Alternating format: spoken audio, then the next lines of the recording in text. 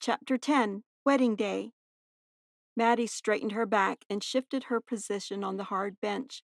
The minister's voice droned on, and Maddie wondered when the service would end. Tobe and Nettie sat perfectly still on chairs in the front of the room, and Maddie wondered what they were thinking.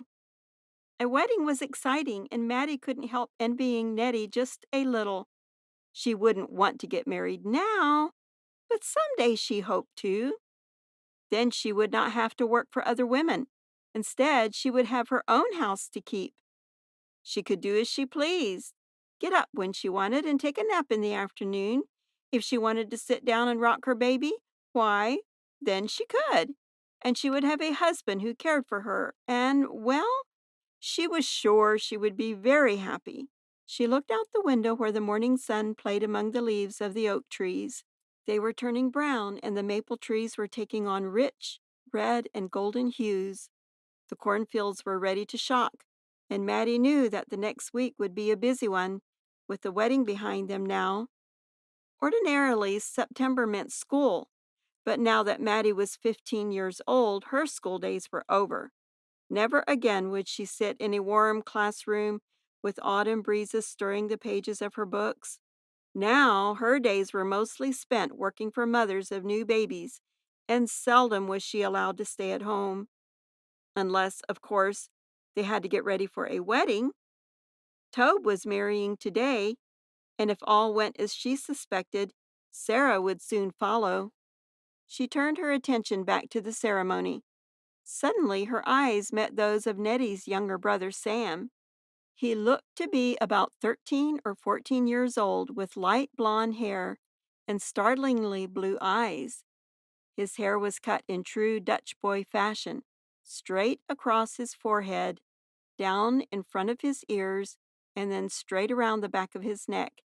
She had never seen a haircut quite like it, and thought it looked strange.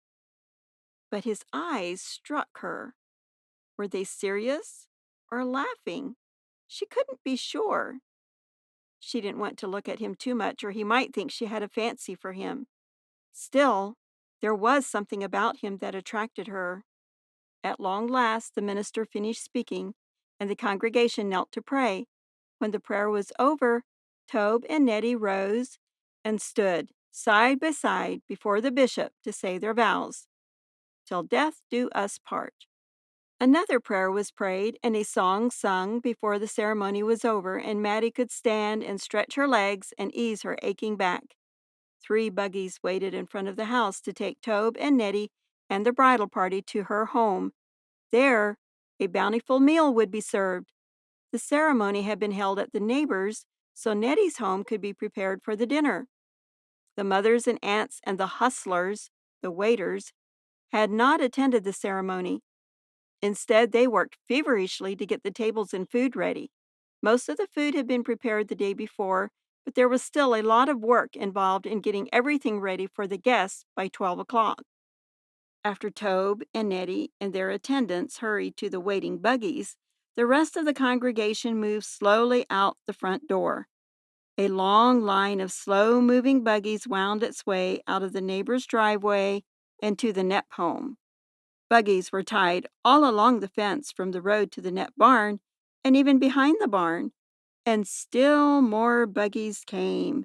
Maddie, Giddle, who thought he was too old to be called Gidley now, Mary, and Lydia patiently waited for their turn to get into line.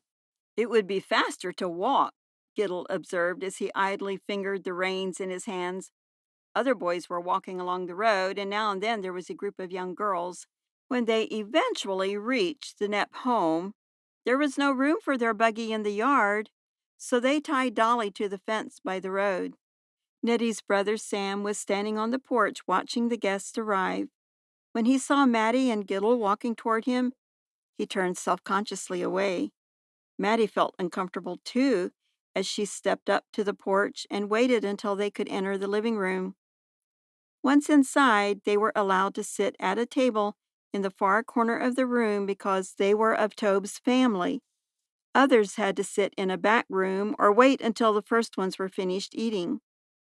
Tobe and Nettie and the attendants sat at the eck, or the corner, of a large table. A simple cake was the only decoration. Nettie sat on one side of the eck, while Tobe sat on the other, with the witnesses on either side. The hustlers, Sarah, Dan, Jake, Nettie's brothers and sisters, and some other young people, brought bowls of chicken, noodles, potatoes, gravy, corn, beans, and peas. There were several salads, pickled red beets, and cucumbers. For dessert, there was angel food cake and pies, pies, pies, cherry and apple and coconut and chocolate. Everything was delicious. As soon as she, Gittel, Mary, and Lydia finished eating, they left the table so others could sit down. As the afternoon passed and people finished their dinner, families began to leave. There were chores to be done and children to put to bed, but the young people stayed for an evening of singing and supper. Even Maddie was allowed to stay, although she was not yet 16, the official age to attend the youth gatherings. She felt shy and out of place, but yet wanted to stay. Tobe and Nettie sat together in the front of the room and led the first song. The sun sank in the west in a riot of colors, and the air began to cool as darkness gathered around them. Lamps were lit, and Maddie noticed Katie, Nettie's mother, sink in exhaustion onto the only chair available.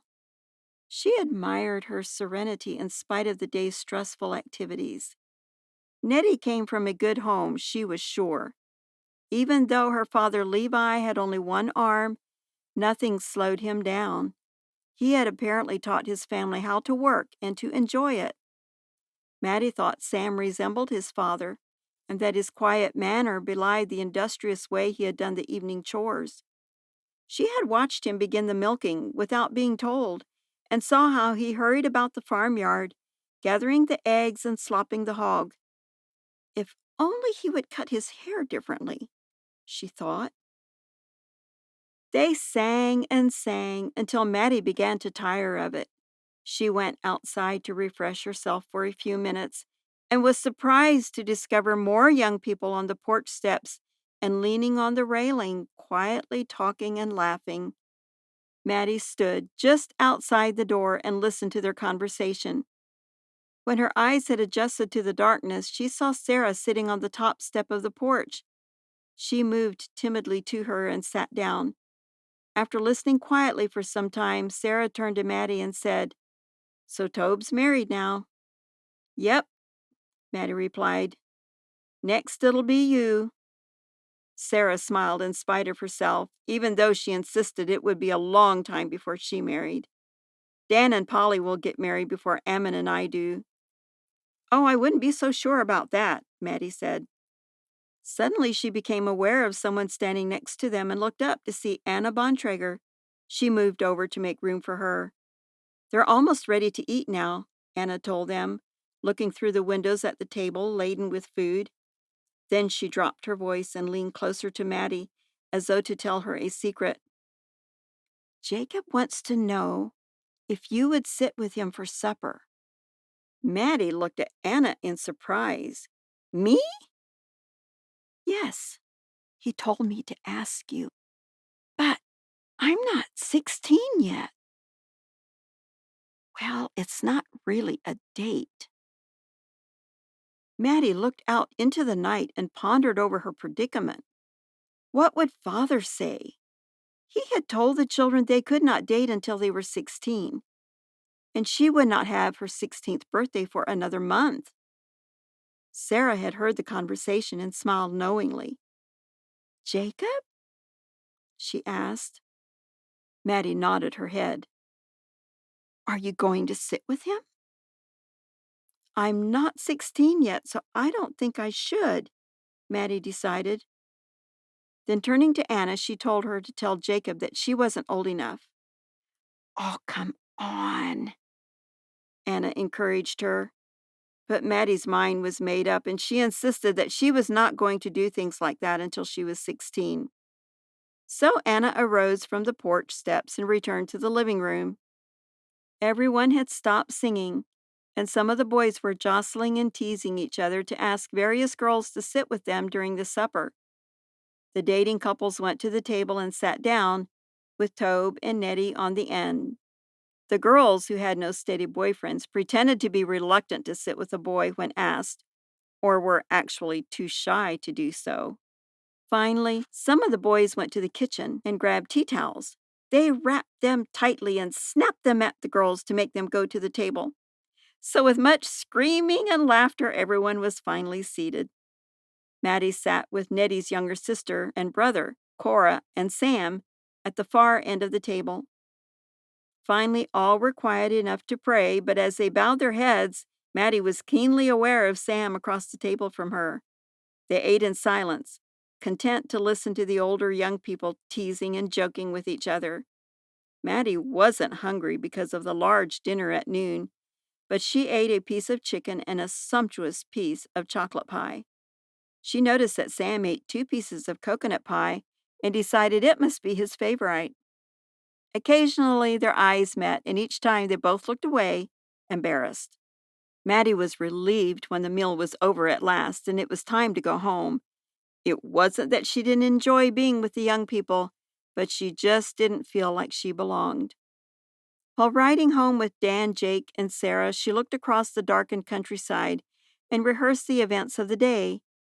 Nettie had been so beautiful in her soft blue woolen dress, and Tobe had stood straight and tall beside her while saying their vows. She thought there was no one in the world as handsome as he. "I guess Tobe won't be going with us any more, will he?" Jake remarked. "Nope," Dan shook his head. Maddie knew they too were thinking about how much their family was changing. Times would never be the same. "I think Tobe has a good wife, though," Jake added. "Yeah, I like Nettie," Sarah agreed. "I do too," Maddie nodded.